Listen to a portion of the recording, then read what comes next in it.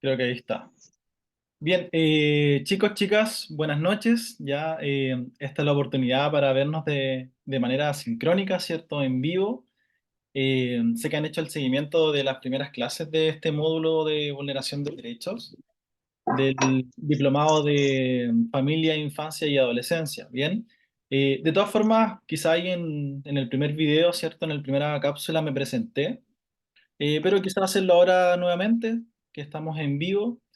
Y bueno, mi nombre, como ustedes saben, es Gerardo Vega, soy psicólogo de la Universidad de Tarapacá. Tengo un posgrado, ¿cierto? Un magíster en intervención sociojurídica en familia de la Universidad Andrés Bello. Y tengo varios diplomados en apego, mentalización, en psicoterapia sistémica, en convivencia escolar, en mediación, ¿cierto? Y varios cursos de especialización en lo que es el área de protección de derechos. Bien. Aparte de eso, me dedico actualmente, soy asesor de distrito de la Oficina Local de la Niñez. Bien, y me imagino que muchos de ustedes han tenido algún tipo de relación o conocen, lo vamos a compartir quizás durante esta cápsula. Y además soy docente de la Universidad de Tarapacá, en la Escuela de Psicología, ¿cierto? Y algunas asignaturas en lo que es psicología de la salud, psicología evolutiva, ¿cierto? En las escuelas de salud, de ingeniería y pedagogía. Bien, dicho esto, creo que este espacio igual puede ser conversacional, puede ser más de interactuar.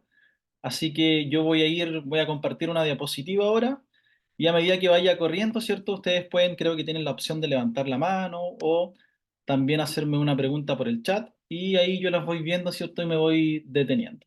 ¿Ok? Voy a pasar a compartir pantalla.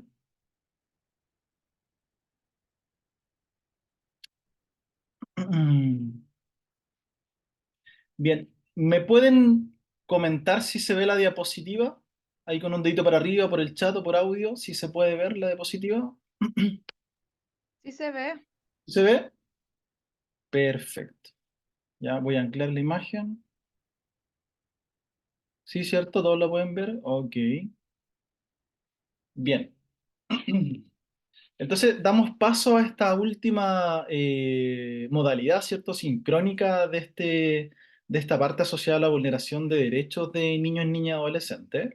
Y a esta última parte le llamamos, ¿cierto?, como modelos de intervención, líneas de acción y competencias profesionales. Bien, entonces vamos a estar acá, según lo que me menciona Carolina, ¿cierto?, hasta las 8 de la noche. Bien, en víspera, ¿cierto?, de lo que es el partido de Chile con Argentina. Quizás muchos de ustedes ahí aprecien el fútbol, quizás algunos no tanto, pero vamos a tener ahí un tiempo para preparar, ¿cierto?, algunas cosas para ese partido. Bien. Eh,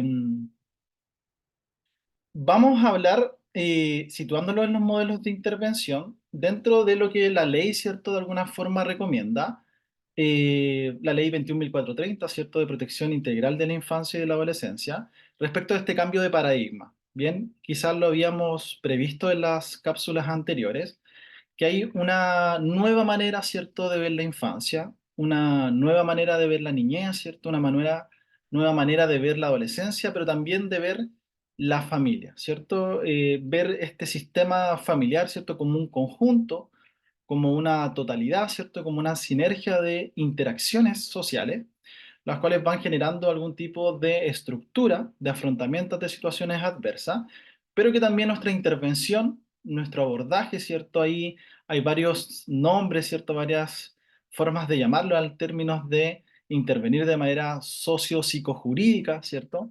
Sea abordada desde el conjunto familiar. Bien, cuando nos llevamos a estas perspectivas que mucho tienen que ver efectivamente los trabajadores sociales, ¿no? En la construcción de estas nuevas paradigmas y visiones de ver la vulneración de derechos, nos situamos dentro del paradigma sistémico.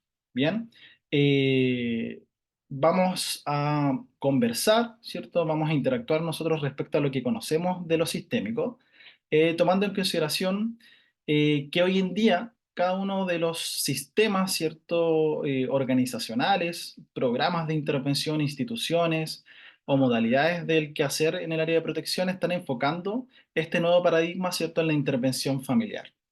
¿Ya? Estamos dejando atrás modelos mucho más mecanicistas, ¿cierto? Mucho más individualistas o centrados netamente en el niño, para dar paso a modelos sistémicos que están asociados directamente a la intervención desde todos los niveles, ¿ya? Ahí hay un autor que se revisa mucho, ¿cierto?, en la universidad, que es Bronfenbrenner, ya desde el modelo ecológico sistémico, y que ya va dando cuenta de que existen varios sistemas, ¿bien? Y que la interrelación entre esos sistemas efectivamente va generando que nuestra intervención tenga un mayor impacto. Bien, entonces lo vamos a centrar dentro de este paradigma. Bien, ¿por qué? ¿No? Porque el objeto de estudio, ¿cierto?, de lo sistémico son las relaciones interpersonales, ¿ya? Son las relaciones sociales, es la comunicación, es la interacción constante, ¿ya? Si nosotros comprendemos de cierta forma con algunos indicadores, ¿cierto?, algunas investigaciones o teorías que plantean la importancia de las relaciones interpersonales, podemos hacer o realizar cambios significativos en las estructuras familiares, ¿ya? ¿Y por qué las relaciones interpersonales? Bien, porque dependemos de ellas. Bien, así de simple, ¿no? ¿Por qué las relaciones interpersonales? Porque dependemos de ellas. Bien, como dice ahí la diapositiva, los seres humanos utilizan estrategias para vivir en grupo y mantener un valor adaptativo de sobrevivencia. Bien, los seres humanos utilizan estrategias para vivir en grupo y mantener un valor adaptativo de sobrevivencia. Bien, nosotros, chicos, chicas, dependemos de los otros desde que nacemos, ¿ya? En ese primer grito, ¿cierto? En ese primer llanto, en esa primera expresión emocional, ya damos cuenta de que necesitamos de un otro para sobrevivir a las complejidades del mundo, ¿ya? Y quizá a diferencia de otros organismos vivos que sí pueden alimentarse de manera autónoma, ¿cierto? Que sí pueden buscar ciertos alimentos o pueden sobrellevar esas adversidades, bien, o trasladarse o incluso, ¿cierto?, poder caminar. El ser vivo, ¿cierto?, desde que nace tiene algunas limitaciones, ¿ya? Eh, por ejemplo, nacemos con el 22% de capacidad de desarrollo cerebral, no podemos controlar la temperatura de nuestro cuerpo, y aún menos podemos de manera autónoma o independiente trasladarlo de un lugar a otro. Entonces, ese neonato, ¿cierto? Ese bebé recién nacido depende de su madre, ¿cierto? Depende de su padre, depende de su figura de apego, por ejemplo, para sobrevivir, ¿ya? Entonces nosotros, ahora, por ejemplo, hace un par de años, aunque parezca distante la figura, hoy lo conversaba con una colega, la figura de pandemia, ¿cierto? La pandemia no pasó hace muchos años, ¿no? Han corrido quizás unos 3 4 años desde lo que fue la pandemia, ¿cierto? El 2020, y ahí muchas veces nos dimos cuenta lo importante de necesitar al otro, ¿cierto? De esa interacción frecuente cuando estábamos quizás ahí en nuestras casas, ¿cierto? Y teníamos dificultades para la interacción porque había algún tipo de riesgo, ¿cierto?, de contagio. Necesitamos de otros para sobrevivir, en temas de salud, en temas de alimentación, ¿cierto? Y en temas de educación también, ¿ya? Hoy en día este sistema Zoom, ¿cierto? Este sistema online sincrónico de educación, ¿cierto? A nivel superior, algunas universidades ya que antes no contaban con o disponían, ¿cierto?, de alternativas en plataformas, hoy en día sí, ¿ya? Sobre todo nosotros ariqueños que muchas veces es muy difícil capacitarnos porque las universidades, ¿cierto?, más tradicionalistas se encuentran a nivel central, ya esta forma de acceder al conocimiento por medio de las plataformas, ¿cierto?, asincrónicas ha dado un buen alcance. Entonces, eso deviene efectivamente de esta posibilidad de necesitar al otro, ¿no? De esta posibilidad de relacionarse con el otro y sobrevivir a las complejidades del mundo, como le decía, desde que nacemos. Bien, entonces por eso es importante que lo sistémico o este modelo de intervención o cambio nuevo, ¿cierto?, en el paradigma tome en consideración las relaciones interpersonales. Bien, miren, yo les voy a compartir ahora que también se los expliqué más o menos en otra diapositiva. ¿Qué es esto? Que yo lo uso mucho en clase. Bien, Eh, no voy a hacer, no les voy a consultar porque me imagino que ya visualizaron esa clase inicial. Creo que hablamos de desorganización en la infancia. Lo que ustedes ven ahí, bien, es nada más ni nada menos, ¿cierto?, que el metro de Londres. Bien, con todos los transbordos, ¿cierto? Todos los vías, ¿cierto? Para llegar al lugar, ¿cierto? A su casa, a la universidad o algún lugar donde ustedes quieran hacer alguna actividad. Bien, y a esta analogía nosotros la sacamos directamente de lo que deviene de la teoría del caos, bien, de Edward Lorenz. Bien, esto es lo que se denomina como atractor dinámico, chicos. ¿Ya? En términos muy simples, un atractor dinámico es una estructura, ¿cierto?, que está formada a través del procesamiento de información a través de la experiencia humana. O sea, cada situación que haya vivido, ¿cierto? Experimentado, por ejemplo, un niño, ya se va procesando a través de una huella, ¿cierto? Experiencial y se va generando ese atractor, ¿ya? Que a riendas cuentas, ¿cierto? Va a dar cuenta de las capacidades de afrontamiento de esa persona ante diferentes situaciones estresantes. Bien, entonces yo les decía, me acuerdo en esa cápsula, por ejemplo, esta parte roja, ¿cierto? Este trabordo rojo era la primera vez que ese niño, ¿cierto? Se cayó, bien, se golpeó en la frente, empezó a sangrar y cómo reaccionaron sus cuidadores, bien. Después acá tenemos la parte naranja, ¿cierto? Cuando ese niño iba en primero básico, se queda solo en la sala de clases, cómo reaccionaron, ¿cierto? Su profesor, cómo reaccionaron sus padres o las figuras de apego que tenían ahí próximo. Bien, después acá está la parte negra, digamos, en ese transbordo negro de ese atractor cómo reaccionaron, ¿cierto?, los padres o los amigos o quizás la polola en ese tiempo ante, ¿cierto?, la primera reprobación de una asignatura, digamos, un evento estresante para ese niño o para ese adolescente. Bien, y acá está, en esta parte azul, ¿cierto?, la primera vez que tuvimos ese ideal romántico, ¿cierto? Y nos quebraron el corazón. Bien, esa primera desilusión, ¿cómo reaccionamos ante esa situación? ¿Ya? ¿Me siguen? Entonces más adelante está nuestro primero quiebre, ¿cierto? Matrimonial, nuestro primer trabajo frustrado, ¿cierto? Y así.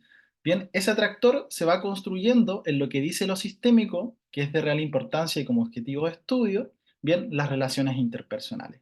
Bien, van generando, ¿cierto? A través de ese atractor, bien, que es recursivo, ¿no? Se van repitiendo y repitiendo y repitiendo interacciones sociales donde nuestro entorno ha reaccionado, ¿cierto?, ante esa dificultad. Bien, también lo conocemos como apego, ¿no? Bien, cómo esas relaciones de apego en el círculo familiar van generando diferentes capacidades de afrontamiento. En algunas familias hay base de disponibilidad segura y en otras familias, ¿cierto?, más bien hay desorganización, ¿cierto? O hay altos niveles de ansiedad, ¿cierto?, que se van generando o tenemos padres poco mentalizadores, ¿ya? Y se van generando ciertos estos atractores dinámicos que van de alguna forma dando cuenta, en términos bien simples, chicos, a la personalidad de los individuos, ¿ya? Entonces, lo sistémico toma eso, ¿no? Lo relacional, lo comunicacional, las interacciones frecuentes y comunicativas entre el niño, entre el adolescente, ¿cierto? Y su entorno familiar, ¿ya? Pero no solo lo sistémico tiene que ver con familia, ¿ya? Porque usted quizá ahora está pensando en terapia familiar, sino que también tiene que ver con los entornos próximos o lejanos, bien, de ese niño. Bien, la escuela, ¿cierto? El vecindario, el barrio, ¿cierto? La organización comunitaria, bien, y así se van superponiendo estos sistemas alrededor de la vida del individuo y van interactuando en función a sus capacidades de afrontamiento. Bien, cualquier cosa me vayan preguntando, chicos, si voy muy rápido, si no se entiende algún concepto, ya no hay ningún problema. Bien, entonces, acá en términos para precisar, ¿cierto? Vemos que un teórico, ¿cierto? En este caso un biólogo, que es Ben Bertalanffy, en los años 50 propone, ¿cierto?, una metateoría. ¿Ya? ¿Qué es lo que es una metateoría? Es una doña teoría, ¿cierto? Que tenga en su conjunto efectivamente varias teorías. Bien, y por eso se hace y se da énfasis a un cambio en el paradigma, en la mirada de ver infancia, en la mirada de ver desarrollo, en la mirada de ver la intervención, ¿cierto? A través de varios tipos de avances. Bien, entonces el desarrollo de una metateoría, bien, cuyos principios puedan aplicarse y utilizarse en muy diversos campos de conocimiento. Bien, entonces teníamos perspectivas teóricas que solamente hablamos, por ejemplo, yo siempre doy esa referencia, ¿no? Que hay como una torre de Babel, ¿cierto? Donde el trabajador social habla de cierta forma acerca de un proceso de vulneración, por ejemplo. Después viene el psicólogo y habla de cierta forma acerca del proceso de vulneración.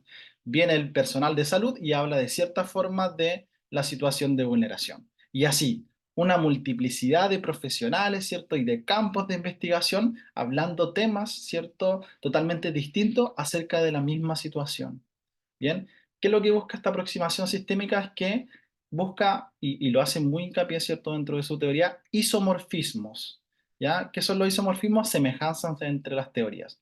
O sea, busca, y mira, se los voy a poner acá, busca que todos los profesionales de diferentes áreas hablen el mismo lenguaje, ya que no haya, ¿cierto? Que no exista de alguna forma esa torre de Babel, donde cada uno habla, ¿cierto?, de un proceso en específico, pero de distinta manera, ¿ya? Entonces, ¿qué busca lo sistémico? Bien, que se junten conocimientos acerca de la ingeniería, por ejemplo, de Weiner, desde la antropología de Bateson, desde la matemática, ¿cierto?, de Lonet, desde el trabajo social de Richmond, desde las teorías del ciclo vital de Erickson, bien, desde las dinámicas grupales, ¿cierto?, tomando en consideración el psicodrama, por ejemplo, de Moreno, desde la filosofía de Russell, Heidegger, Václavic, bien, desde la sociología de Durkheim, bien, desde la física de Heisenberg, ¿cierto?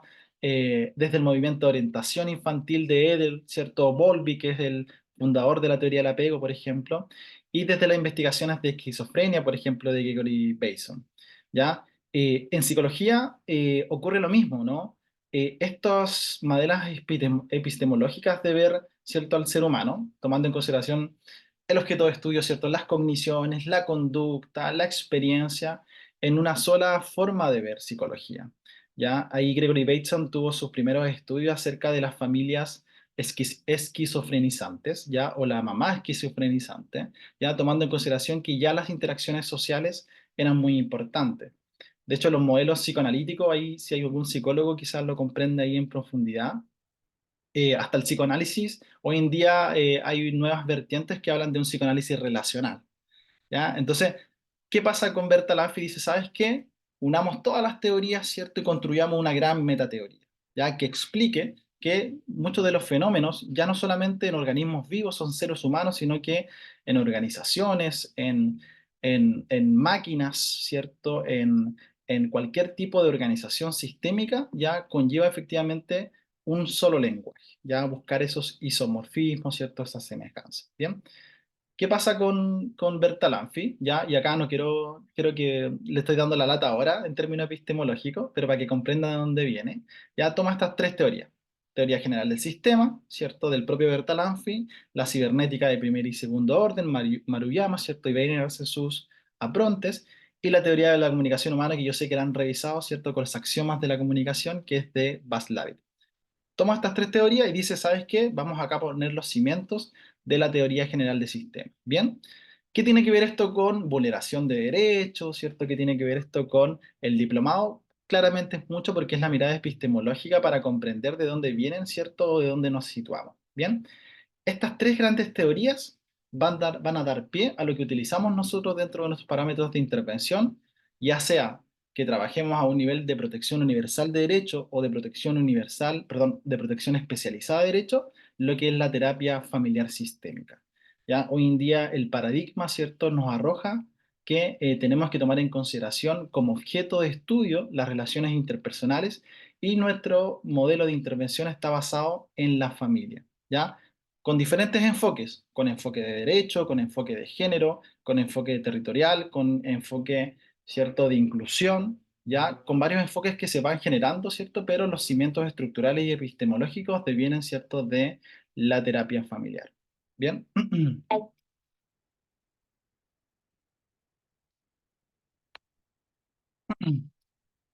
Bien, entonces, chicos, chicas, mientras más equivalencias reconozcamos entre organismos, máquinas, hombres y formas de organización social, mayores serán las posibilidades para aplicar correctamente los principios del enfoque sistémico. Bien, entonces esta es una metateoría que implica todos los saberes, bien, desde la medicina, desde los modelos biomédicos, desde los modelos biopsicosociales, de los modelos ciertos de ingeniería, ya desde los modelos organizacionales, de marketing, ¿cierto? Es una multiplicidad de situaciones que van a generar un lenguaje en común para de alguna forma comunicarnos, ¿cierto? Y que el biólogo, el psicólogo, ¿cierto? El médico, el forense, todos los que estemos dentro de esa disciplina, vayamos, ¿cierto? Tomando esta semejanza. ¿Bien?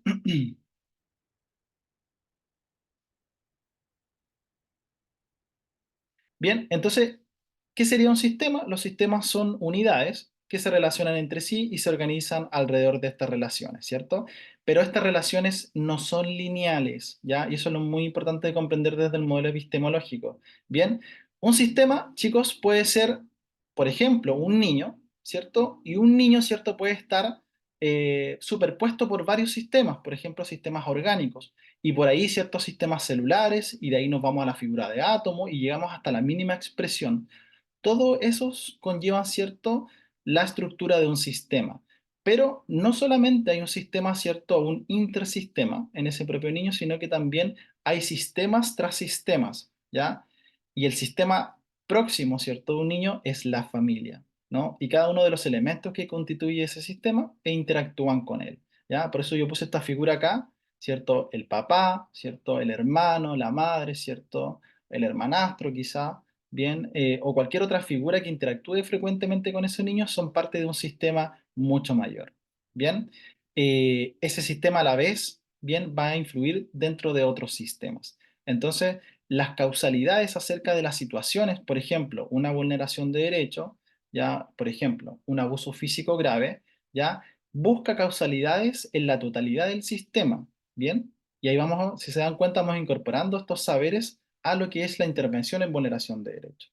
Bien, cuando vemos, y muchas veces nos encontramos con, citamos al adulto responsable, ¿cierto? Citamos a la mamá o al papá, y siempre ellos buscan una causalidad lineal.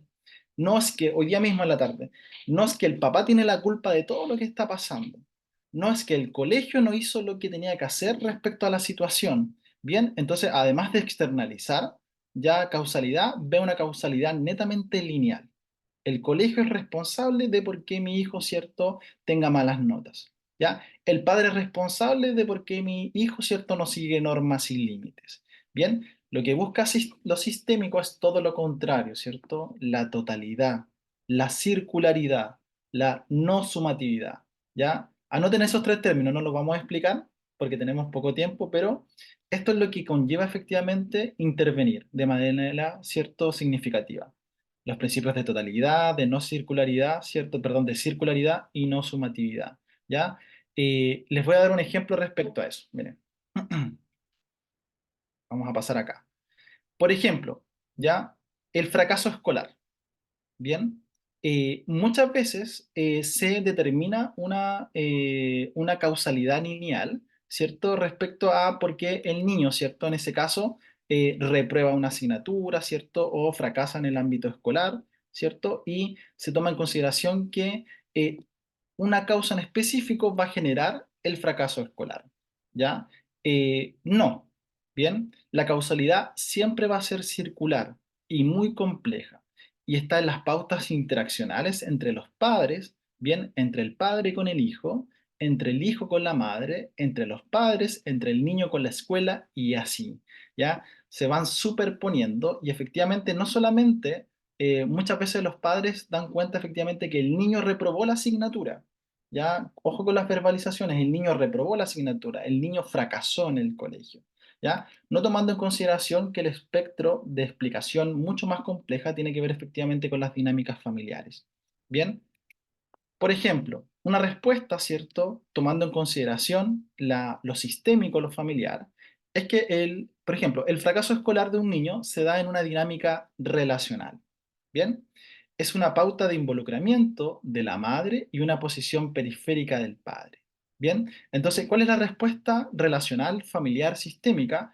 Es que si desde el punto de vista terapéutico logramos cambiar las pautas interaccionales o relacionales del conjunto familiar, favoreciendo que el padre se encargue de las tareas escolares. Por ejemplo, hablamos de una familia donde el padre no tiene cierto un rol parental respecto al cuidado ni tampoco respecto a las responsabilidades escolares, ¿ya? Entonces, si favorecemos que ese padre se empiece a encargar de esas tareas escolares, el resultado puede ser mayor autonomía en el niño, ¿cierto? Y un mayor desenvolucramiento de la madre. Bien, en este caso el fracaso escolar del niño influye y es influenciado por los demás elementos del sistema, ¿cierto? Totalidad. ¿Ya? Entonces vemos que un fracaso escolar puede estar dispuesto efectivamente por las pautas interaccionales que se daban entre el niño y el padre, pero que también está involucrado, ¿cierto?, los cuidados de la madre al posicionarse en una figura, ¿cierto?, en la cual, ¿cierto?, toma todas las responsabilidades respecto al cuidado, ¿ya? Levanta al niño en la mañana, ¿cierto?, lo cambia, le da desayuno, le hace la... ¿Disculpa? No, No sé si una pregunta o a alguien se le quedó un micrófono abierto. Voy a silenciarlo. Bien. Eh, mm, ya, parece que lo silencié. Bien, ¿me siguen? Eh, una mayor, ¿cierto? Un favorecer que también el padre tome en cuenta efectivamente las responsabilidades en el ámbito escolar, hace de que esta intervención tome un vuelco, ¿cierto? De totalidad. Bien, entonces lo sistémico busca eso, ya que involucremos a todos los elementos del sistema familiar en cuanto a cualquier tipo de responsabilidad o dificultad propia de la vida. ¿Ya? Entonces, chicos, este es el paso del estudio de lo individual, bien, al estudio de las relaciones que se establecen en un sistema más amplio, puesto que en estos elementos aislados en sí mismos no tienen propiedades en específico, ¿ya? No podemos, por ejemplo, si nos llega un caso, bien, ya sea de protección universal de derecho o de protección especializada, si nos llega un caso, efectivamente, ¿alcanzaremos a resolverlo solamente entrevistando a la madre? ¿Ya? ¿O solamente sesionando con el niño? No, ¿cierto? ¿Ya? Nosotros tenemos que generar la mayor cantidad de información o recopilación desde todos los elementos que constituyen el sistema familiar, pero también el sistema más amplio. Entonces, ¿qué hacemos nosotros? Bien, llamamos a la mamá y al papá de manera conjunta o de manera individual, ¿cierto? Llamamos a todas aquellas personas que interactúan frecuentemente con el niño que pueden ser parte, ¿cierto?, de esa primera recopilación de información, ¿ya? Además, tenemos una sesión individual con el niño, ¿cierto? Tenemos una sesión familiar donde estén todos, ya podemos tener una sesión de coordinación con las redes, ya, por ejemplo, si ese caso está dentro de alguna otra oferta, ¿cierto?, de protección de derechos, y también una fuente muy importante, y también se lo dije en varias cápsulas, eh, el segundo ambiente natural más importante en la vida de un niño, ¿cierto?, que es la escuela. Bien, y en la escuela hay actores naturales principales, que son los profesores, ¿cierto?, los asistentes de la educación. También es una muy buena fuente de información. ¿Ya? Entonces ahí desplegamos toda esa recolección de información, como habíamos visto en la cápsula de entrevista, para tomar cierto cuenta de lo que está sucediendo. Bien, entonces todo sistema está situado dentro de cierto entorno que lo circunda. Bien, a veces es útil discriminar el entorno global del sistema y separarlo en un entorno próximo y un entorno lejano. Bien, ¿cuál es el entorno próximo o el entorno cercano? La propia familia. Bien, y los entornos lejanos, ¿cierto? Todos aquellos interrelación con ese microsistema. Bien.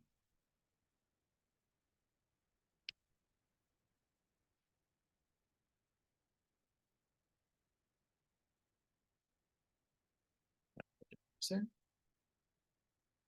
Bien, entonces este paradigma sistémico, chicos, toma a todo ser vivo, ¿cierto? Que no es solamente un agregado de elementos yuxtapuestos, sino que más bien es un ser integrado, ¿cierto? Y un ser orgánico.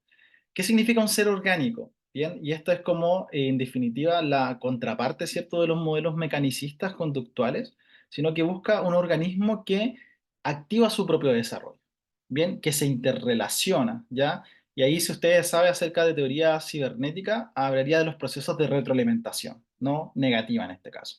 O sea, tanto el niño, en este caso, pongámoslo como ejemplo, ¿cierto?, influye en su sistema familiar, como toma influencia de varios sistemas. Entonces, activa su propio desarrollo. No es un ser inerte, mecanicista, ¿cierto?, el cual recibe estímulos, ya como las teorías del pasado, ¿cierto?, nos hacían creer, sino que vamos activando nuestro propio desarrollo a través, ¿cierto?, de nuestras capacidades de afrontamiento, de nuestras reacciones, de nuestras tomas de decisiones y de nuestras interacciones con el medio, ¿ya? Ese sistema o esa relación está formado en diferentes tipos de subsistemas, ¿ya? Físico, cognitivo, psicosocial, cultural, ético, moral y espiritual, y podemos ver una gama de ámbitos de el desarrollo del subsistema que van interaccionando e influyendo en el niño, ¿cierto? Dónde nace, ¿cierto? Con quiénes viven, cuál es específicamente su estructura familiar, ¿cierto? Presenta algunas dificultades en su desarrollo cognitivo, psicosocial, en su identidad, y eso va haciendo las diferencias respecto a cómo interactúa con el medio, ¿ya? Pero no solo se trata de subsistemas de desarrollo, sino que también de subsistemas en función a dónde se genera la conducta. Bien, a nivel, ¿cierto?, de diada parental, ¿cierto?, filial, a nivel laboral, ¿cierto?, cuando somos adultos, o también a nivel comunitario. Bien, entonces somos seres que están en función a elementos tomados desde la herencia, ya desde la predisposición genética, pero el medio ambiente, ¿cierto? Todas aquellas influencias que no son parte de la herencia, sino que son fruto más bien de la experiencia, van desarrollando un individuo relacional, ¿ya? Ahí los prólogos de los libros nos dicen, ¿no? No somos un ser social, sino somos un ser ultra social, ¿bien? Ok, no sé si alguna pregunta, alguna duda de lo que estoy hablando de momento, para como cerrar más con lo sistémico. ¿No hay dudas? Bien.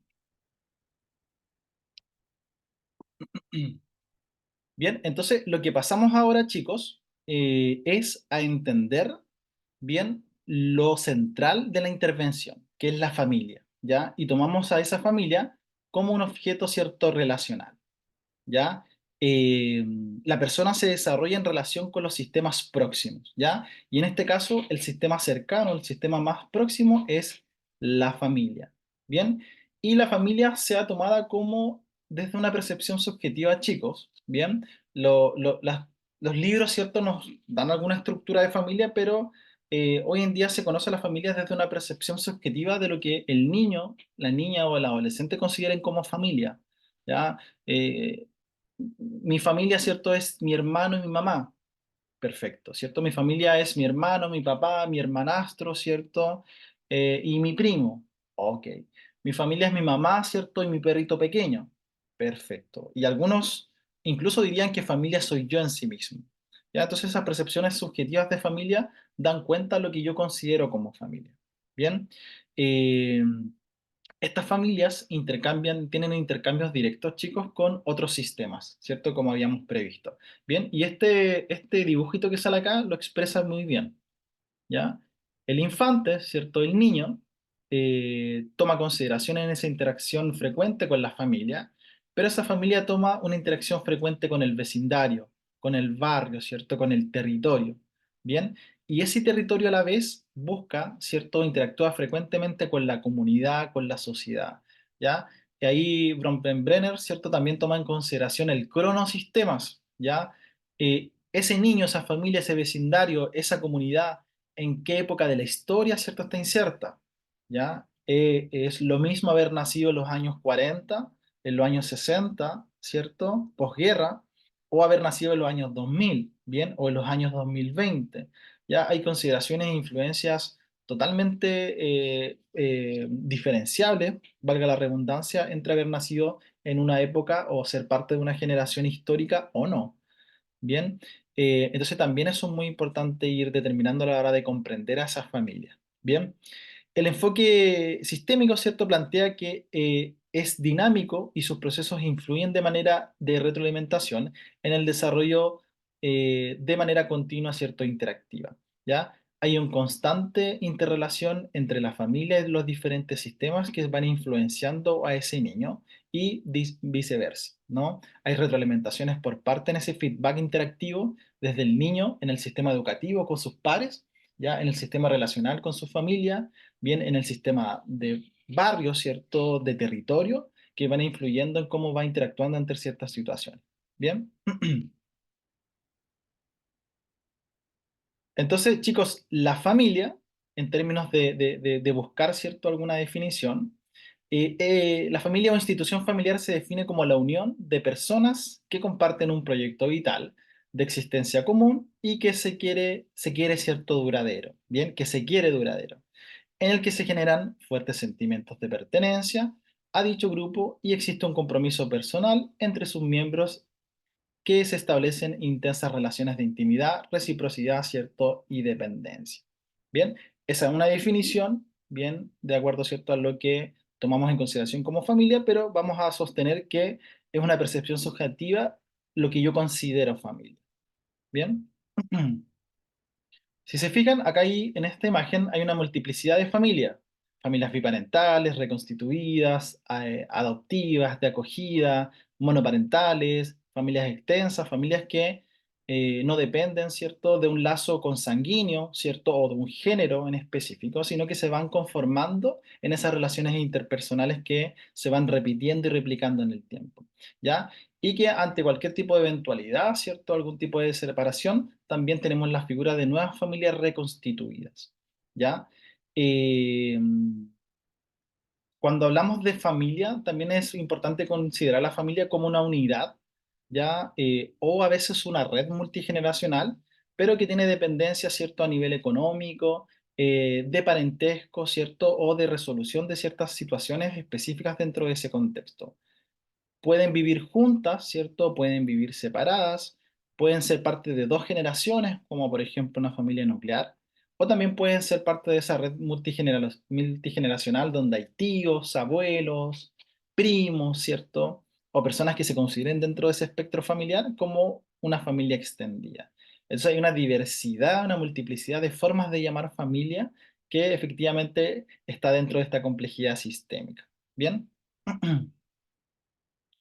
Miren, esto lo uso mucho y es una manera también de comprender los sistemas familiares, ¿ya? Si usted trabaja en vulneración de derechos, va a trabajar en comprender esas dinámicas familiares, ¿no? De alguna forma identificar qué está sucediendo y mitigar los efectos de cualquier tipo de situación de vulnerabilidad o de riesgo psicosocial. Por ende, si usted hace una buena identificación de aquellas dinámicas, su resultado va a tener mayor impacto.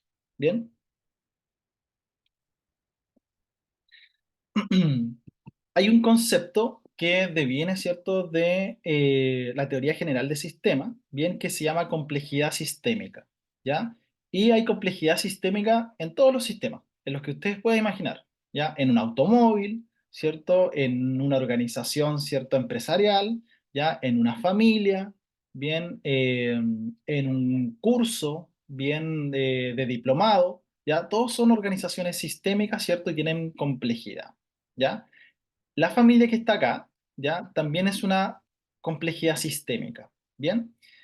Miren, acá les voy a decir, no tengo, me gustaría tener una pizarra, pero hay tres elementos fundamentales para determinar la diferenciación de una familia, ¿bien? Uno, lo voy a decir muy lento, por si está anotando, uno es la variedad, ¿ya? ¿Qué es lo que es la variedad? Es el elemento, el número, ¿cierto?, de elementos que constituye el sistema. No es nada más que eso, ¿ya? La variedad es el número de elementos que constituye el sistema. ¿Qué quiere decir eso? Los miembros de la familia, ¿bien? Nada más que eso. Eso es la variedad de un sistema, ¿bien? Entendemos que a mayor variedad, mayor complejidad sistémica familiar, ¿ya? ¿Qué significa? Que a mayores personas que constituyen el grupo familiar, hay mayor complejidad en su comprensión, ¿ya? Por ejemplo, si se fijan, este núcleo familiar, que podríamos decir que es una familia nuclear biparental, ¿cierto? Papá, mamá, ¿cierto? Y el niño, una complejidad, ¿cierto?, de comprensión más bien leve, ¿cierto? O más bien reducida, en términos que solamente el sistema familiar lo componen tres personas, ¿ya? Otro elemento muy importante, perdón, se pegó. Otro elemento muy importante tiene que ver con esto, ¿bien? Las interrelaciones, bien, las interacciones comunicativas entre esos miembros, ¿ya? El número, la frecuencia, ¿cierto? La intensidad de intercambios comunicativos entre el niño y el papá, entre el papá y la mamá, y entre la mamá y el niño, y también en su conjunto. Bien, a esto le llamamos variabilidad, variabilidad, ¿ya? Y la variabilidad tiene que ver, ¿cierto?, con esos actos comunicativos, ¿ya? Entonces, si tenemos una mayor variedad y además una mayor variabilidad, mayor complejidad sistémica, ¿bien? Y obviamente mayores dificultades en determinar ciertas dinámicas internas, ¿bien? El otro concepto, ¿ya?, que va en la misma línea,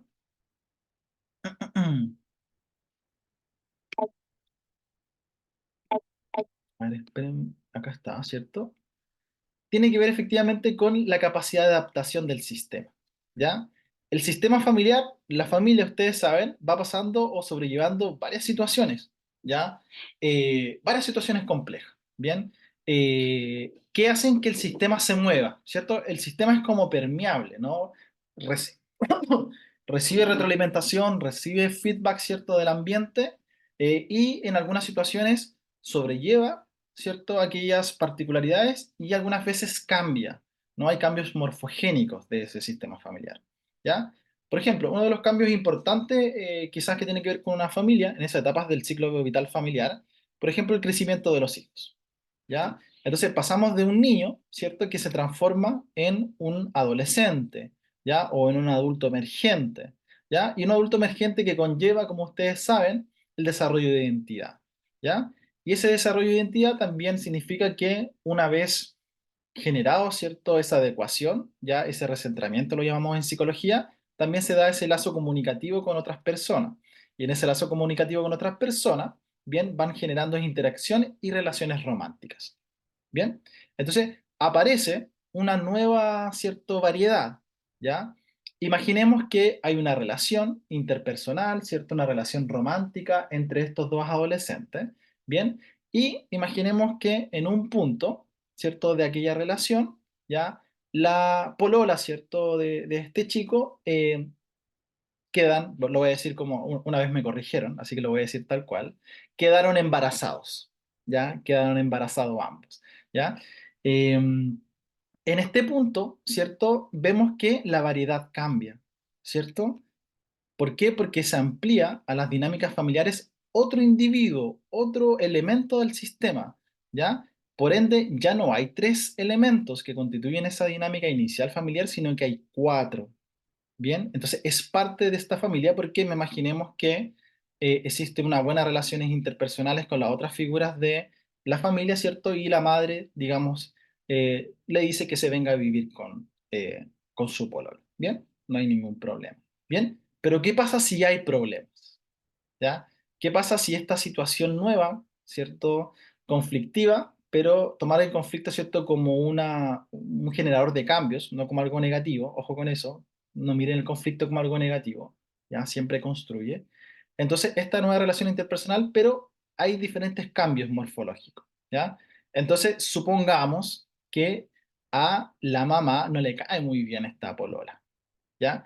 Entonces, ¿qué pasa? La variabilidad, la comunicación, la interacción cambia, se modifica, ¿ya? En virtud, ¿cierto?, a este nuevo elemento que constituye el sistema, ¿ya? Entonces, lo que habíamos previsto como viabilidad, ¿cierto?, la capacidad de adaptación también se pone en juego, ¿ya? Y acá, para que lo vayamos comprendiendo, chicos, por ejemplo, el ejemplo que les di yo es un ejemplo muy básico, pero ¿qué pasa cuando hay vulneración de derechos? ¿Ya? ¿Qué pasa cuando hay una situación abusiva? ¿Ya? Cuando hay negligencia parental. ¿Ya? El sistema permeable, ¿cierto? Va recibiendo todos estos estímulos y va modificando sus pautas interaccionales. ¿Bien? O se van manteniendo, ¿ya? Van manteniendo los actos de negligencia, se va manteniendo el abuso, se va manteniendo el trauma y no hay una modificación. ¿Ya? Si nosotros comprendemos la variedad, la variabilidad y la viabilidad de los sistemas familiares, podemos comprender de cuál es la mejor forma de intervenir, ¿cierto?, a la familia, ¿ya? Hay un concepto muy importante, chicos, que lo propone, no sé si ustedes lo conocen, a Felipe Le Calenier, ya que es un psicólogo de la Universidad creo que está en la Universidad del Desarrollo hoy en día, hace clases en la Escuela de Medicina y uno de los precursores de la teoría del apego acá en Chile. Bien, él habla que las familias, ¿cierto? Y el adulto responsable ante situaciones adversas cuenta con una posibilidad cuando hablamos de la niñez, que es el tiempo, ¿ya? Nosotros tenemos el poder del tiempo. ¿Ya? ¿Qué significa que tengamos el poder del tiempo? Es que podemos cambiar esas pautas interaccionales, ¿ya? Podemos cambiar las formas de ver, ¿cierto? Identificar ciertos roles, bien, ciertas interacciones y poderlas modificar en el tiempo, ¿ya? Obviamente, como ustedes saben, debemos tener, ¿cierto? En caso de vulneración de derechos, la problematización, ya que las personas sean conscientes de que existe un problema y que ese problema se puede mejorar a través de ciertas conductas o comportamientos o percepciones. Bien, y además de que estas familias tengan herramientas personales para el cambio, ¿ya? Y otro componente que es muy importante, quizás lo hablamos en un rato más, la voluntariedad, ¿ya? Muchos de los programas de intervención en la red de infancia están en base a la voluntariedad, ¿ya? Y ahí muchas veces cuando no hay problematización empiezan los conflictos y empiezan los problemas. Ya hay muchas veces estas situaciones se transforman en un requerimiento de una medida de protección porque efectivamente no cuentan con los recursos personales para abordar la situación, no hay problematización y además se suma la no voluntariedad. Entonces en ese caso requerimos una intervención especializada. Bien, eso lo vamos a hablar en un momento.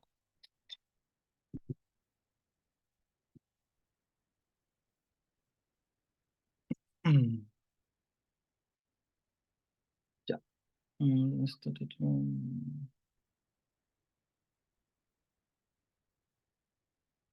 Bien, este modelo sistémico, ¿cierto? Y este modelo basado en la familia tiene que seguir o te tiene que sobrellevar algunos enfoques, ¿cierto? Que tienen que ver con los modelos de intervención, ¿ya?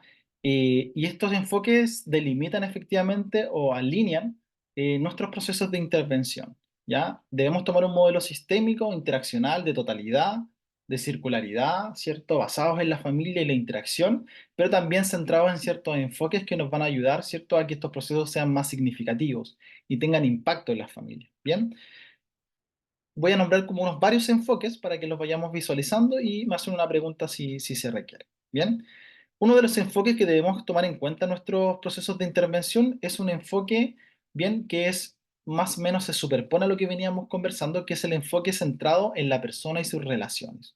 Bien, este enfoque reconoce que las intervenciones se juegan en la relación y comienzan con la primera conversación o acercamiento y no después de un proceso de evaluación y diagnóstico, ¿ya? No sé si se les vino a la mente, pero vinculación, ¿cierto? Ahí los psicólogos, los colegas podrían decir establecimiento de rapport, ¿ya? Confianza. Esa primera conversación, ese primer llamado telefónico con la familia es muy importante, ¿cierto? Y muchas veces determinante, sobre todo en los programas que tienen el principio de voluntariedad, ¿ya? Nosotros podemos perder un caso solamente en el llamado telefónico, ¿ya? Por no buscar las estrategias, ¿cierto?, más adecuadas para abordar esa situación. ¿Ya? Este enfoque centrado en la persona y sus relaciones plantea que el proceso de la relación y su construcción y mantención requiere una atención especial, ¿bien? Dado que la relación es el factor más relevante y hecho clave en cualquier tipo de intervenciones de personas, ¿bien?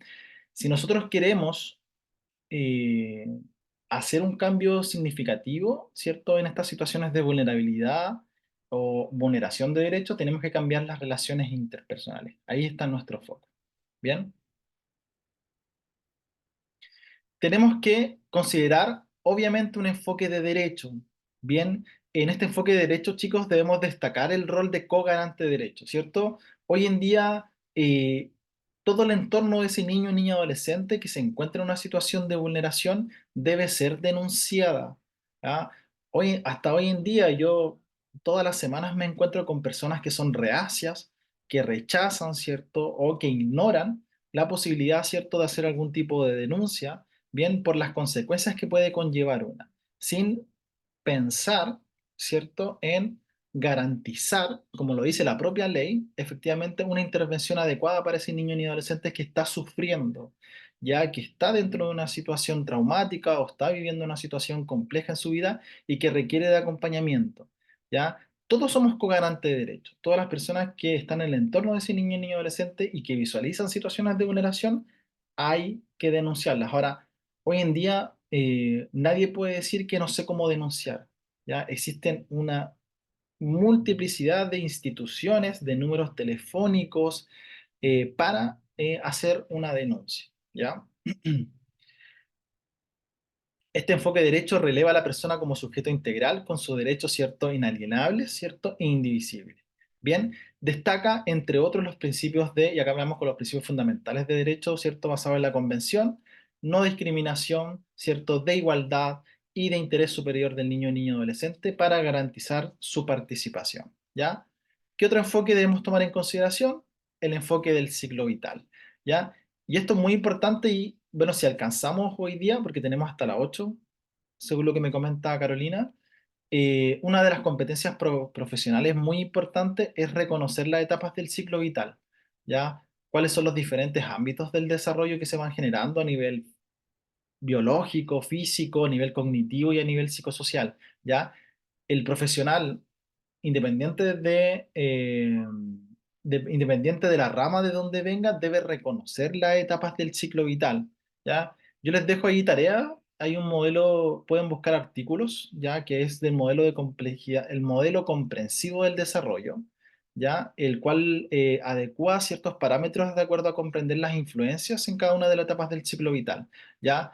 No podemos generar una misma intervención para un niño de 7 años que para un niño de 12 años. ya menos para un niño de 17 años. Todos tienen características distintas a nivel de pensamiento, a nivel de desarrollo físico, social, que tenemos que considerar. Bien, entonces, como dice acá, todas las personas tienen características y necesidades distintas, ¿cierto? De acuerdo con su etapa del desarrollo. Esas diferencias deben ser consideradas en la atención de la familia, ¿cierto? Y de ese niño o niño adolescente. Bien.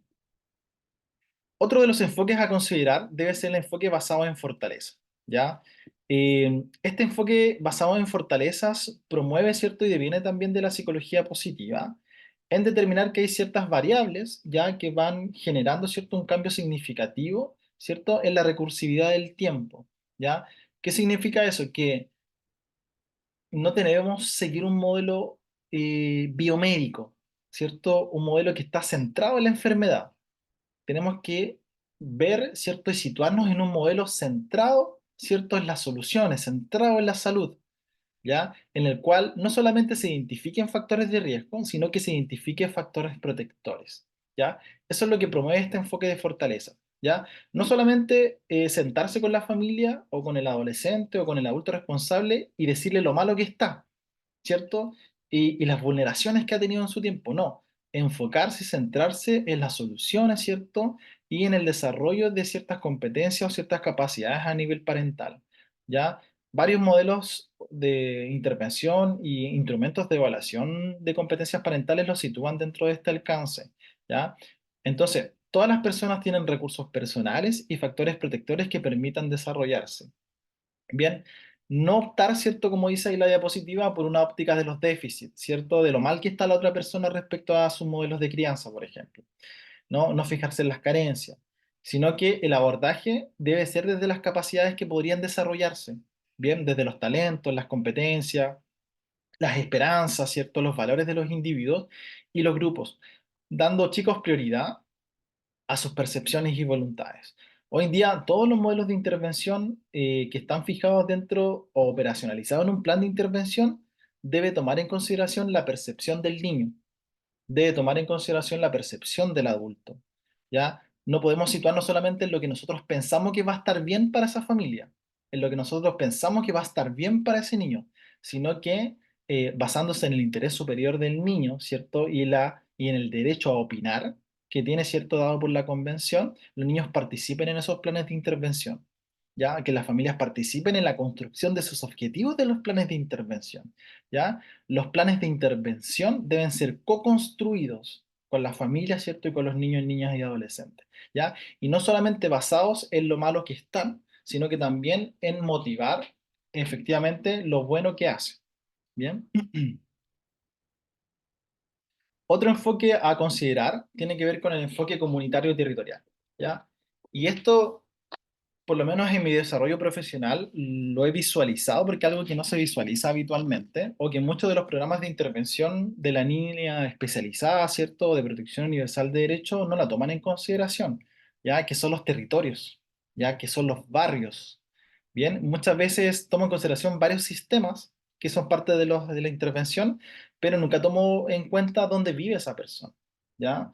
Muchas veces se estigmatiza el lugar de donde vive esa persona y se etiqueta ya zona de transición, zona roja, ¿cierto? No dando cuenta el desarrollo propio del barrio, ¿bien? Y cómo esa familia interactúa con el barrio. Bien, ¿qué busca este enfoque comunitario territorial? Busca percibir la realidad de una comunidad, permitiendo comprender, crear, planificar y ejecutar ciertos procedimientos necesarios para trabajar en comunidad, ¿ya? Ese niño vive en comunidad, vive en barrio, por lo tanto debemos tomar en consideración la historia del barrio, ¿cierto? La junta de vecinos, bien, de alguna forma cómo se interacciona la familia, ¿cierto? Con esa comunidad, ¿ya?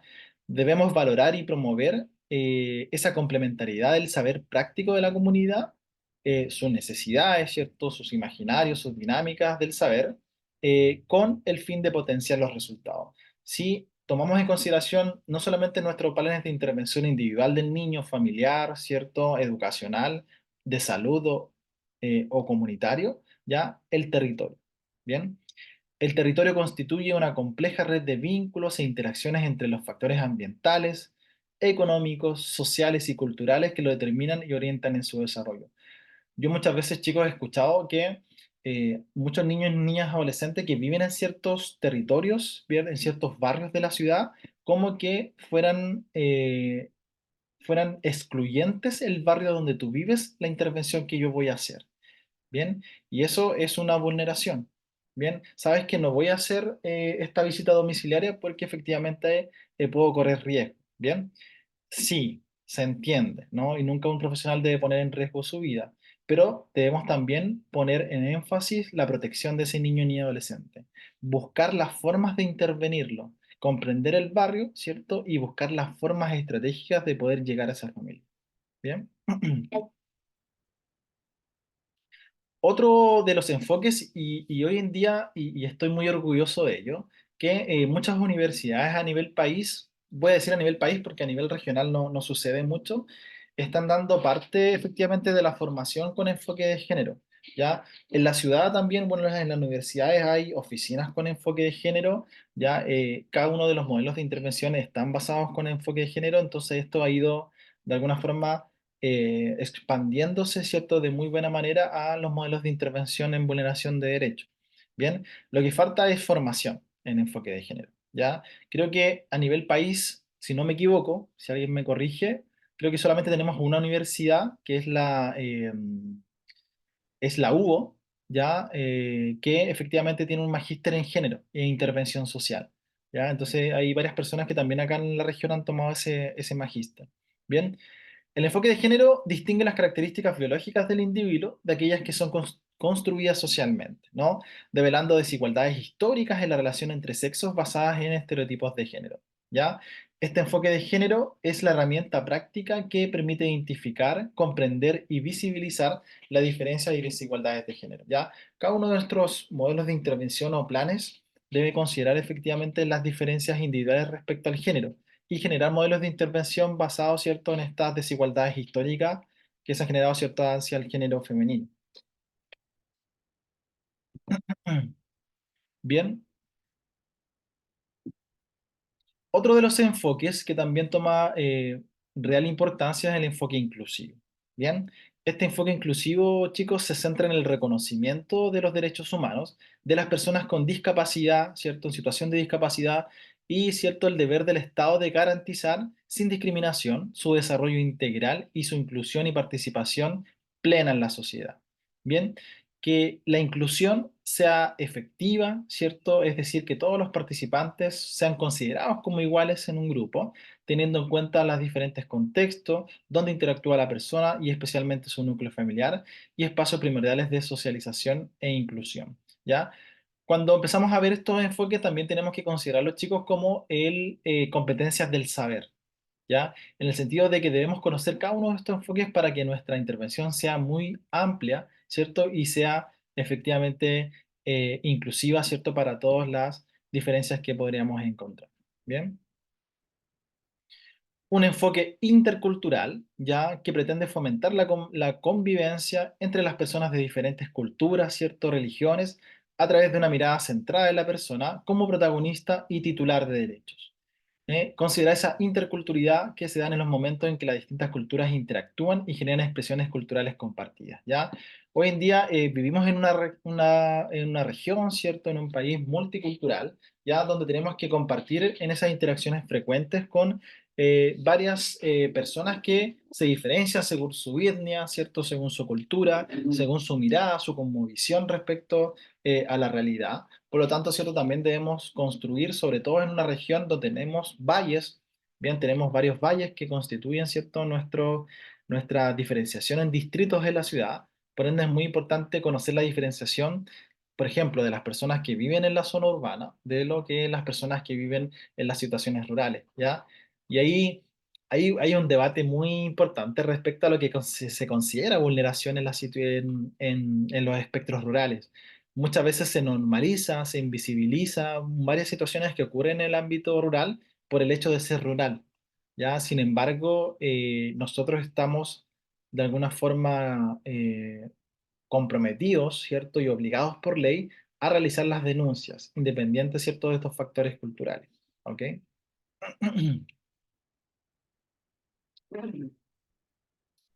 Bien, quiero dar un espacio, quizás no sé si alguien tiene alguna consulta, alguna pregunta o algo para, o está todo bien, o por lo menos póngame que está todo bien, que se comprende, que vamos bien, para terminar quizás estos últimos 20 minutos.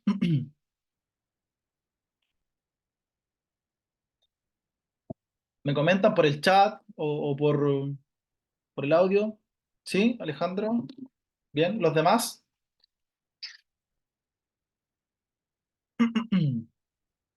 ¿Todo bien? Perfecto. Bien, Ignacia. Bien, Joan. Todo bien, sí, todo Perfecto. bien. Gracias. Bien, bien. Bien. Todo bien por acá. Perfecto. Bien. Entonces, miren, chicos, me quedan dos temas, ya, que son las líneas de acción y las competencias profesionales. Ya, si lo de las competencias profesionales, quizás lo dejamos ahí como documento, lo pasamos ahí según el tiempo, ya, para no pasarme en la hora y media. Bien. Bien. Ok, creo que esto lo pregunté con Carolina y creo que la consejera técnica lo va a abordar de manera más profunda, entonces no me quiero eh, profundizar en ciertos aspectos, solamente verlo por encima, lo van a ver más específicamente en la cápsula con la consejera técnica, pero sí determinar estas dos líneas de acción, ya en términos generales y que están en su base, ¿cierto?, dentro de la Ley 21.430 de Garantía y Protección Integral de los Derechos de la Niñez y la Adolescencia, y que de alguna forma nos va a hacer comprender esta nueva mirada, este nuevo paradigma respecto a lo que es vulneración de derechos, ¿ya? El sistema de garantía y protección integral de los derechos de la niñez y la adolescencia es un conjunto de políticas, ¿cierto?, de normas y de instituciones nacionales, regionales y locales destinadas a respetar, promover, proteger y garantizar los derechos de niñas, niños y adolescentes, asegurando su desarrollo físico, mental, espiritual, moral, cultural, social, así como reparar el daño de su eventual vulneración. ¿Ya? Esta es una ley nuevecita, ¿ya? Y la cual, ¿cierto?, está fundamentándose en ciertas políticas, normas y reglamentos que están de alguna forma dándose en el transcurso de la ejecución de la propia ley, ¿ya? Por ejemplo, lo que son las oficinas locales de la niñez, ¿cierto? La semana pasada, sin hacer mayor alcance, recién están saliendo los reglamentos acerca de la protección administrativa, ¿ya? O de los diagnósticos biopsicosocial para determinar las situaciones de vulnerabilidad. ¿Ya? Si ustedes se dan cuenta, hoy en día Mejor Niñez está pasando por varios cambios ya en su línea programática, ¿ya? Eh, Hay nuevas modalidades, ¿cierto? En términos de la evaluación de situaciones de vulneración, existen los nuevos programas de diagnóstico clínico especializado, ¿ya? Los programas, ¿cierto? O los PPF están cambiando, ¿cierto? Su manera están cambiando, ¿cierto? Estas metodologías de intervención, hoy se llaman AFT, ¿cierto? Que son programas de acompañamiento familiar territorial, y así, ¿no? Van a haber varios cambios y modificaciones que se van a estar dando, no este año, sino que quizás durante los próximos 3 o 4 años, ya de la ejecución de la propia ley. Entonces, hoy en día estamos pasando una transición en el cambio de cómo ver efectivamente vulneración, ¿ya?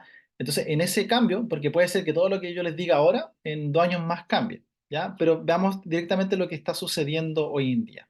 Bien, ¿qué plantea las características específicas de esta ley de garantía?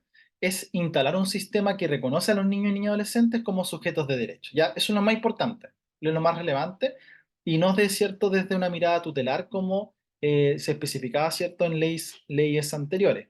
Bien, esta ley se basa en un paradigma de la protección integral de derechos, ¿ya? Mandata a las instituciones del Estado para que actúen de manera coordinada para atender, ¿cierto?, las necesidades de niños y niñas adolescentes según su etapa del ciclo vital.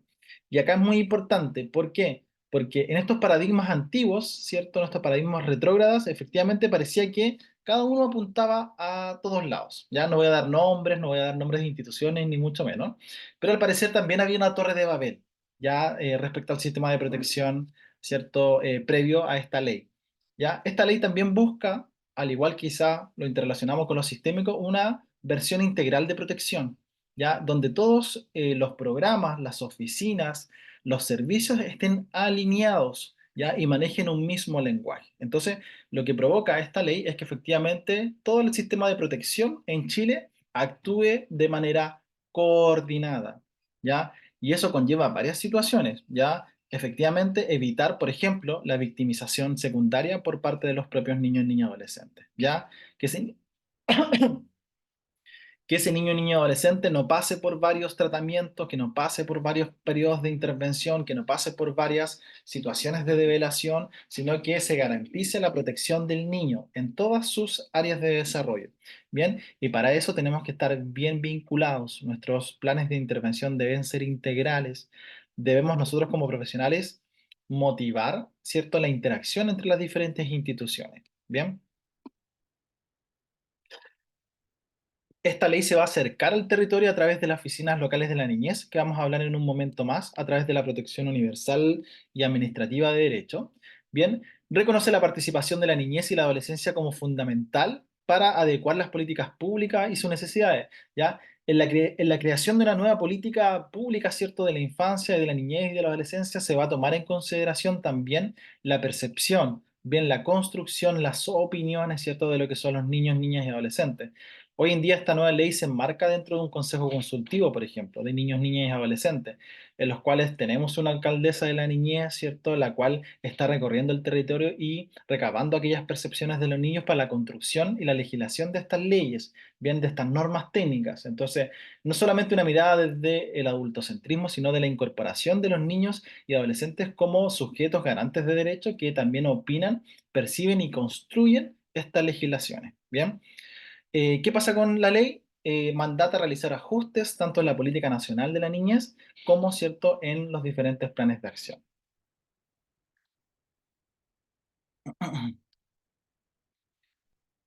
Bien, este nuevo paradigma hace una diferenciación en la protección de derechos, ¿ya? Hace como una diferenciación, ¿cierto?, en dos grandes bloques, ¿ya? Pero que realmente una multiplicidad de líneas de intervención según las necesidades de esa familia, según las necesidades de ese niño. Bien, esta es la forma más básica de entenderla. ¿Ok? Por un lado, ¿cierto? Quizás dentro de la visualización del riesgo psicosocial más leve, más moderado, ¿cierto? Dentro de los principios de voluntariedad, ¿ya? Devenimos, ¿cierto?, de entender la vulneración como una protección administrativa o universal de derechos. ¿Bien? ¿Qué significa eso? Que esta protección universal de derechos es la protección de derechos del niño y niña adolescente a través de un conjunto de mecanismos concretos que pueden previa o complementaria, ¿cierto?, a la protección judicial y de derechos, ¿ya? Cuando hablamos de protección universal de derechos, hablamos de protección, ¿cierto?, a través de situaciones de riesgo, pero que efectivamente no necesita una intervención especializada, ¿ya? No necesita, por ejemplo, de la obligatoriedad, ¿ya? No necesita, por ejemplo, ¿cierto?, de la judicialización de los casos, ¿ya? Las vulneraciones son consideradas como leves o moderadas que necesitan un corte más bien promocional o preventivos de derecho, ¿ya? Por otro lado, bien, hablamos de la protección judicial o de la protección especializada, ¿bien? Ese tipo de protección es específica, ¿bien? Y es de carácter especializado que busca restituir el ejercicio de los derechos y repara las consecuencias ante las vulneraciones, ¿bien? Cuando hablamos de protección judicial o especializada, hablamos de que ya hubo situaciones de vulneración de derechos, ¿ya? Por ende son graves o en muchos casos son constitutivas de delito, ¿ya?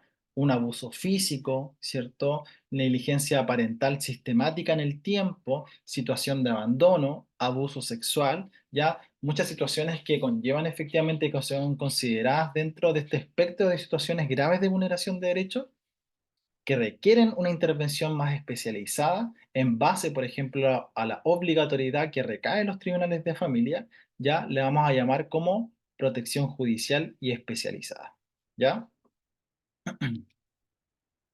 Entonces, en la primera, en la protección universal de derechos, hablamos de promoción de derechos, bien, de prevención de derechos, y en la que conlleva cierto nombre de protección judicial o especializada, hablamos, cierto, de diagnósticos clínicos especializados, cierto, y hablamos de fortalecimiento, perdón, acá me equivoqué, bien.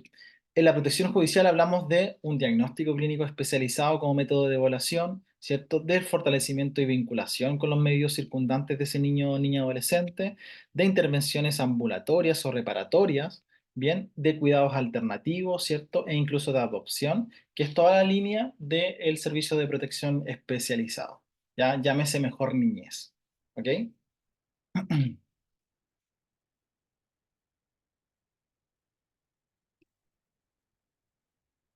Bien, entonces este cambio, chicos, en el paradigma de cómo ver vulneración, bien, está situado dentro de esta diapositiva, bien, donde aquellas situaciones de baja complejidad, ya, esperen, perdón, estas situaciones de baja complejidad tomadas en consideración como presencia de situaciones o conductas que se constituyen en señales de alerta a considerar, pero que no provocan un daño evidente en los niños, niñas y adolescentes en el ejercicio de sus derechos. ¿Ya? Acá hablamos de un corte más bien promocional y preventivo, ¿ya?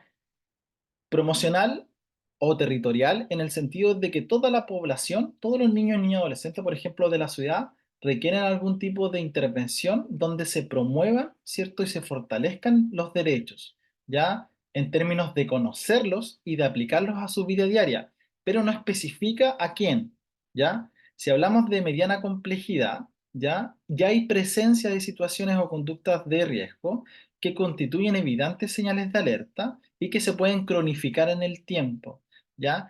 Entonces, cuando ya vemos que hay ciertos rasgos, ¿cierto? Y que hablan de algún tipo de daño psicosocial en la familia o de alguna situación que podría proyectarse en el futuro como una situación de vulneración de derechos, ya hablamos más bien de un corte preventivo. ¿Ya? Hay cierta sintomatología, ¿cierto? Hay ciertas situaciones que hablan de riesgo y que si no intervenimos apropiadamente, en el futuro se pueden convertir en algún tipo de vulneración de derechos, ¿ya? Esta mediana complejidad, esta baja complejidad, estas intervenciones preventivas y promocionales, ahí hablamos de protección universal de derechos, ¿bien? Tomando en consideración el cuadro anterior. Por otro lado, bien, cuando las situaciones efectivamente son de vulneración de derecho, ya, o un hecho constitutivo de delito, ya hablamos de la presencia de situaciones o conductas que provocan un grave daño en la integridad física y psicológica del niño ni adolescente, ¿ya? Esto lo vemos mucho ¿cierto? En las medidas de protección, cuando el juez de familia determina que hay presencia de situación que provoca un grave daño a nivel psíquico o a nivel físico en el niño, niña, adolescente, lo que se hace es que se da lugar a una medida de protección, ¿cierto? En este caso, hoy en día, con la nueva ley, ¿cierto? De garantía, es efectivamente producto de una oferta asociada al diagnóstico clínico especializado que va a determinar la derivación, ¿cierto? A través o por medio de la familia, una derivación de la oficina local de niñas, eh, hacia un programa ambulatorio, ¿cierto? Llámese AFT, ¿cierto? Llámese un PRM, o cuando la vulneración es mucho más grave, ¿cierto? Y hay que destituir los cuidados por parte de su adulto responsable, ¿cierto? Algún programa residencial, ¿ya? Y ahí hablamos desde esta alta complejidad de, ¿cierto? Un fin más bien reparatorio, ¿ya? Un fin más bien especializado, ¿ya? Y a eso, bien, llamamos protección judicial o protección especializada. Bien, llevémoslo hoy en día, ¿cierto? Nos quedan creo que 10 minutos, llevémoslos a nombres en instituciones, ¿ya? La protección universal de derechos, o sea, situaciones, lo voy a repetir, situaciones de mediana y baja complejidad que no necesita la judicialización de los casos, sino que más bien tiene un corte promocional o preventivo, está a cargo de las oficinas locales de la niñez, ¿ya? La oficina local de la niñez, ¿alguien? Parece que se escuchó algo. Bueno, las oficinas locales de la niñez, ¿cierto? Están a cargo de las subsecretarías de la niñez a través del Ministerio de Desarrollo Social, pero es una ejecución directamente del Departamento de Desarrollo Comunitario, de Dideco, ¿cierto? Que es de la Municipalidad de Arica, ¿ya? Las oficinas locales de la niñez, chicos, son oficinas que están encargadas de la protección administrativa, ¿cierto? Universal de derechos, como veníamos conversando, de los niños, niñas y adolescentes a través de la promoción, ¿cierto? De la prevención y de la vulneración y protección de los derechos de aquellos niños, niñas y adolescentes. tanto de carácter universal como especializada en algunos casos mediante acciones de carácter administrativo, ¿ya? Las oficinas locales de la niñez, ¿ya? Van a trabajar con casos de baja o mediana complejidad, ya derivados de instituciones, de establecimientos educacionales o incluso de tribunales de la familia cuando el requerimiento, ¿cierto?, no genera un daño psíquico o psicológico en la integridad de ese niño, ¿ya? Hay tribunales de familia no da lugar a esos casos y también hace derivaciones directamente a la oficina local de la niñez para generar, ¿cierto?, una intervención basada en un modelo preventivo, por ejemplo, de vulneración. Ya, las oficinas locales del niño hoy en día se encargan a nivel promocional a través de gestores de promoción territorial y también a través de gestores de caso en la intervención familiar basada en un modelo cierto de terapia familiar. Bien. Por otro lado, cuando hablamos de protección judicializada, ¿cierto? Especializada, hablamos efectivamente del Servicio Nacional de Protección Especializada para la Niñez o mal llamado Mejor Niñez. Bien, hoy en día el servicio hace hincapié en que se le llame por su nombre, ¿no? Servicio de Protección Especializada. Bien, ¿cuál es el objetivo del Servicio de Protección Especializada? Proteger y restituir derechos. Bien, esa es la diferenciación, si se dan cuenta. ¿Ya? Acá ya existen vulneración de derechos. ¿Ya? Por eso el objetivo es proteger y restituir, ¿ya? Derechos, ¿cierto? Que hayan sido vulnerados, gravemente amenazados, ¿cierto? O vulnerados, ¿no? Situándolos en el centro de la acción, garantizando la participación del niño, niña, adolescente y de sus familias, fortaleciendo el desarrollo integral y reparando el significado de daño, previniendo, ¿cierto?, de manera oportuna nuevas vulneraciones, ¿ya? Existe una amplia oferta y una gama de programas, ¿cierto?, los cuales van a generar intervenciones, ¿cierto?, dependiendo del grado de vulneración, ¿ya? Eh, Pueden ser programas, ¿cierto?, de corte familiar, ¿cierto?, programas centrados en una temática en específico o, ¿cierto?, en reparación, ¿ok? Bien, entonces, miren, lo que hablamos al principio y que es muy importante recalcar es que este nuevo paradigma busca la integralidad, ¿ya? Busca, ¿cierto?, estos isomorfismos, busca esta semejanza entre los diferentes saberes, ¿cierto? Y hablamos del biólogo, del ingeniero, del trabajador social, del psicólogo, del médico, que hablen un solo lenguaje. Entonces, este nuevo paradigma también busca eso, entonces, busca la interrelación entre varias instituciones, ¿ya? Entonces, hablan que es importante determinar estos componentes del sistema de garantía, ya que hablemos un solo lenguaje, el Ministerio de Desarrollo Social y Familia, que hablemos un solo lenguaje, el Comité Interministerial de Desarrollo Social y Familia, la Subsecretaría de la Niñez, la Defensoría de la Niñez, el Servicio Nacional de Protección Especializada, el Servicio Nacional de Reinserción Social y Juvenil, las oficinas locales de la niñez, el Consejo de la Sociedad Civil de la Niñez, ¿cierto? Y el Consejo Consultivo Nacional de los Niños y Niñas Adolescentes. Y esto es muy importante, este último, no por ser el último es menos importante, el Consejo Consultivo Nacional de los Niños y Niñas Adolescentes, o sea, los niños propiamente tal, ¿ya? Todos estos alrededor, ¿cierto? Están asociados, ¿cierto?, a profesionales de intervención psicosocial. Pero este, que es el más importante, son los propios niños, ya que sean parte de este gran sistema de garantía y protección de la infancia y la niñez. Bien, bien chicos, miren, no me gusta así como pasar algo acelerado, así que miren, les dejo estas dos diapositivas para ver si hay algunas preguntas, porque nos quedan 2 minutos, ¿ya? Eh, ¿Qué tiene que ver con las competencias parentales, con las competencias profesionales, ¿ya? Del saber, ¿cierto?, al saber hacer, ¿ya? Y acá hay una multiplicidad de, digamos, competencias que deberíamos tener a la hora de encargarnos, ¿cierto?, ser parte del área de protección, pero no solamente en términos de conocimiento, ¿cierto?, de ejecución, sino que también en términos de competencias blandas, ¿no? Y al saber ser, ¿ya? Entonces, cualquiera de estas preguntas que me puedan hacer al respecto, yo les dejo mi correo, ¿cierto? Para que puedan no solamente analizar en función al tiempo, si tienen alguna duda respecto a estas competencias profesionales. Bien, no sé si está Carolina. ¿Está Carolina presente? Parece que se fue Carolina. Bien, entonces chicos, no sé si tienen alguna pregunta, alguna duda, ¿cierto? Alguna sugerencia me la pueden hacer acá o de todas formas les voy a dejar mi correo si quieren hacerme cualquier tipo de consulta profesional. Ya, yo actualmente me dedico al área de protección de derechos, trabajo en la oficina local de la niñez, entonces cualquier tipo de pregunta que me quieran hacer eh, o derivación, ya estoy como abierto a eso. Miren, voy a dejar un espacio, no sé si quieren preguntarme algo mientras les voy escribiendo mi correo.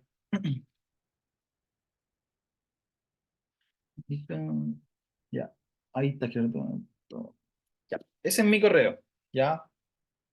Ese es mi correo para temas asociados a vulneración y les voy a dejar mi correo personal, ya, por cualquier otra pregunta, ya. Y ahí está mi correo personal, ¿bien?